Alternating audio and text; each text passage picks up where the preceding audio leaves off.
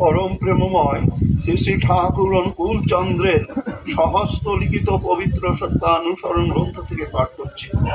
অনুতাপ করো, কিন্তু স্মরণ রেখো যেন পুনরায় অনুতপ্ত হতে না হয়। যখনই তোমার কুকর্মের জন্য তুমি অনুতপ্ত হবে, তখনই পরম পিতা তোমাকে ক্ষমা করবেন। আর ক্ষমা হলেই বুঝতে পারবে তোমার হৃদয়ে পবিত্র সান্ত্বনা আসছে। আর তা হলেই তুমি বিনীত, শান্ত ও আনন্দিত হবে। যে অনুতপ্ত হয়েও পুনরায় সেই প্রকার দুষ্কর্মে রত হয়, বুঝতে হবে সে সত্তরই অত্যন্ত দুর্গতিতে পতিত হবে। শুধু মুখে মুখে অনুতাপই নয়, ও আরো অন্তরে অনুতাপ আসার অন্তরায়। প্রকৃত অনুতাপ এলে তার সমস্ত লক্ষণই অল্প বিস্তার প্রকাশ পায়। জয় গুরু। পরম প্রেমময় শ্রী শ্রী ঠাকুর অনুকূলচন্দ্রের নারীর নীতি গ্রন্থ থেকে পাঠ করবেন শ্রদ্ধাভাজন সম্প্রতি ঋত্বিক পরিমল কান্তি আচার্য।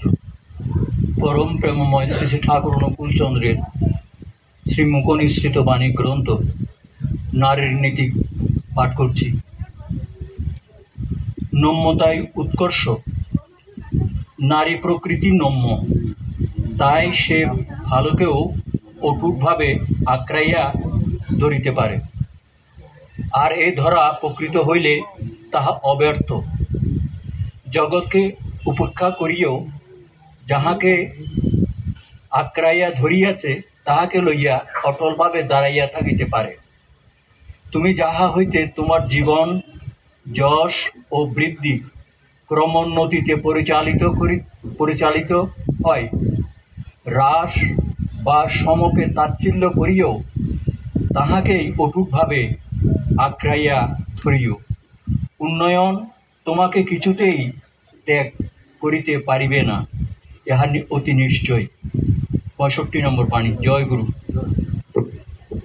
এখন শুরু হচ্ছে সঙ্গীতাঞ্জলি অনুষ্ঠান। প্রথমে সঙ্গীত পরিবেশন করবে অরুণিমা নিরুপমা সাহা।